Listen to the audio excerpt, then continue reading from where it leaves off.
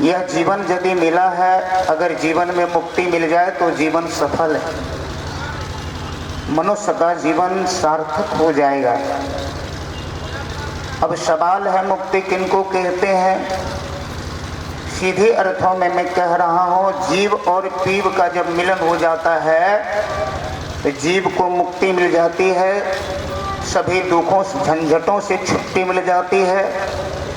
इसी के लिए हम लोगों को यह मनुष्य जीवन मिला है। अगर यदि यह काम नहीं किए तो फिर ये जीवन पाना या ना पाना बराबर है। तो मैं बतलाना चाहता हूँ, अभी हम लोग यही बातों को सुन रहे थे। जो ब्रह्म विचार में प्रवीण थे वे अपना अपना मंतव्य देते हैं, अपना अपना विचार देते हैं, और हम लोगों ने बहुत सा उदाहरण को सुना। जो असंभव बात है वह भी यदि संभव हो जाए, लेकिन बिना परमात्मा की भक्ति से जीव को सुख नहीं मिल सकता है। बोलो सद्गुरु। यह बात को जान लीजिए। मैं थोड़ी सी चर्चा करूंगा। वास्तव में यह जीवन यदि मिला है तो जीवन में मुक्ति प्राप्त कर लीजिए। मुक्ति प्राप्त करने के लिए भक्ति की बहुत प्रमुख आवश्यक है। तुलसीदास जी महाराज कहते मुक्ति किनको मिलेगा?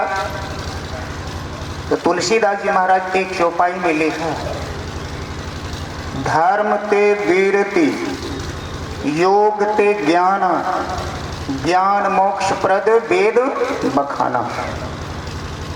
तुलसीदास जी महाराज बतलाते हैं, धर्म का जो आचरण नहीं करेगा उनके जीवन में वृत्ति नहीं होगी। जिनके जीवन में वृत्ति नहीं होगी वे योग नहीं कर सकते हैं, ध्यान नहीं कर सकते हैं। यदि ध्यान नहीं होगा तो असली ज्ञान नहीं होगा। जो प्रातः काल में हम लोग सुन रहे थे, असली ज्ञान है आत्मज्ञान। जो पूज्यपाद श्री ने बताया, आत्म ज्ञान बिना नर भटके, कोई मथुरा कोई काशी, मोहि सुनी सुनी आवत हंसी, पानी में मीन प्यासी, मोहि सुनी सुनी आवत हंसी। आत्मज्ञान जो है असली ज्ञान है। आत्मज्ञान जब तक नहीं होगा जीवन में, तब तक जो है परमात्मा ज्ञान नहीं हो सकता है। आप दुनिया में कुछ भी कर लें, कुछ भी प्राप्त कर लें, धन संपत्ति पुत्र परिवार पद प्रतिष्ठा यदि आपके जीवन में मिल जाए, लेकिन यदि आत्म का ज्ञान नहीं हुआ, असली ज्ञान नहीं हुआ, ईश्वर का तत्व ज्ञान को नहीं जाने पहचाने, तो परमात्मा का पहचान नहीं होगा, जीवन सफल नहीं हो सकता है। तो वही कहते हैं ज्ञान, जब तक ज्ञान नहीं होगा तो मुक्ति आप प्राप्त नहीं कर सकते हैं। थोड़ा सा मैं विचार देना चाहता हूँ।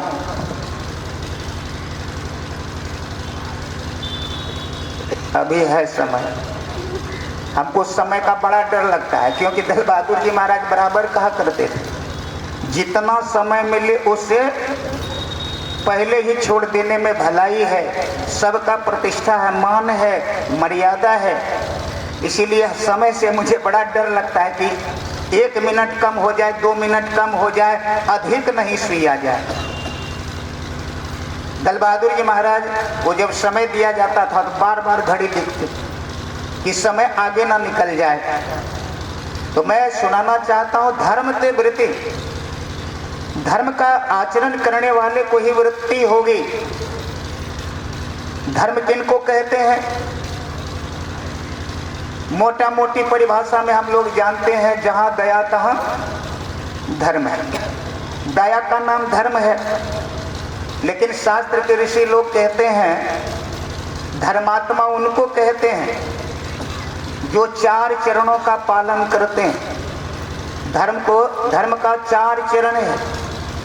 चरण का मतलब पैर होता है। हम लोगों को 2 पैर है, लेकिन धर्म को 4 पैर है। जो 4 चरणों का पालन करते हैं वही धर्मज्ञ होता है, धर्मात्मा होता है। उन्हीं के जीवन में वृत्ति आती है।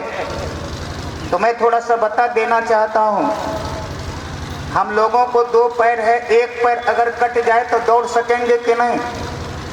चलना भी मुश्किल हो जाएगा। ठीक है, दो चरण हम लोगों को है, एक चरण अगर यदि गड़बड़ हो जाए तो चलना मुश्किल है। जिनको 4 चरण है, एक चरण गड़बड़ भी हो जाए तो चलेगा दौड़ेगा कि नहीं? मुश्किल बात है। जी बोले हो बाबा नहीं उधर जाइए ना, हमारा लगे कि नहीं। बोलो सदगुरु भगवान की जय।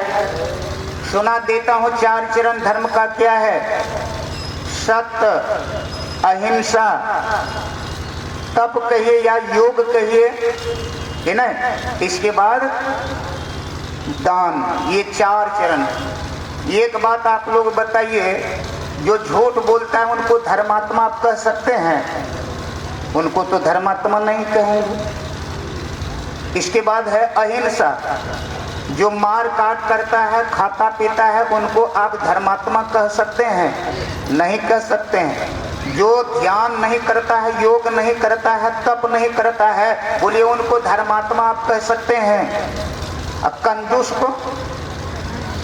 को भी जो है ना, कृपण को भी जो है हम धर्मात्मा नहीं कह सकते हैं। अर्थात ये चारों का जो पालन करता है, तुलसीदास जी महाराज कहता है, तो इनके जीवन में वृत्ति आएगी। लेकिन मैं समझता हूँ कि वृत्ति का अर्थ बहुत लोग नहीं जानते होंगे। मैं ये नहीं कहता हूँ कि नहीं जानते आप लोग, सो बात नहीं है, लेकिन वृत्ति का अर्थ बहुत लोग नहीं जानते हैं। आप लोगों में से कोई बता सकते हैं कि वृत्ति का अर्थ क्या होता है? वृत्ति का क्या अर्थ होता है, आप लोग बताइए कोई ना। मैं बता देता हूँ। वृत्ति का अर्थ होता है वैराग्य। क्या होता है? वैराग्य। वैराग्य किनको कहते हैं? वैराग्य किनको कहते हैं? ललका कपड़ा वाले को, उजला कपड़ा वाले को, दाढ़ी मोछ वाले को, इनको वैराग्य कहते हैं। वैराग्य का अर्थ होता है त्याग। जिनके जीवन में त्याग है, चाहे कोई भी देश में हो, कोई भी देश में हो, वह वास्तव में वैराग्य है। बोलो सद्गुरु। जो वैराग त्यागी नहीं बनेगा, उससे योग ध्यान नहीं होगा। ये बात जान लीजिए, उससे योग ध्यान नहीं हो सकता है। अब बोलिए, जब ध्यान नहीं करेंगे तो आत्मज्ञान हो जाएगा? सुंदरदास जी महाराज बड़ा अच्छा कहा है। क्या कहा है? गुरु बिनु ज्ञान नहीं, गुरु बिनु ध्यान नहीं, गुरु बिनु यातमा विचार न लगतु है, गुरु बिनु यातमा विचार न लगतु है। सुंदरदास जी महाराज कहते हैं, गुरु बिनु ज्ञान नहीं। कौन ज्ञान? ध्यान करने का ज्ञान बिना गुरु से नहीं हो सकता है। पूज्य मनोज बाबा बार बार दोहरा रहे हैं, योग गुरु से योग करने की युक्ति जानकर ध्यान करें। लेकिन ध्यान उसी को होगा जो त्यागी है। गुरु महाराज ने पदावली में लिखा, गुरु हरि चरण में प्रीत हो, युग काल क्या करे, कछुए की दृष्टि दृष्टि हो, जंजाल क्या करे, जग नाश का विश्वास हो गिरियास। सब कोई जानते हैं शरीर और संसार नाशवान है, फिर इसमें आशा लगाए हुए हैं, उनको त्यागी नहीं कहते हैं। समय मेरा हो गया है, मैं ये 2 शब्दों के साथ अपनी वाणी को विराम देता हूँ। बोलिए श्री सद्गुरु महाराज की जय।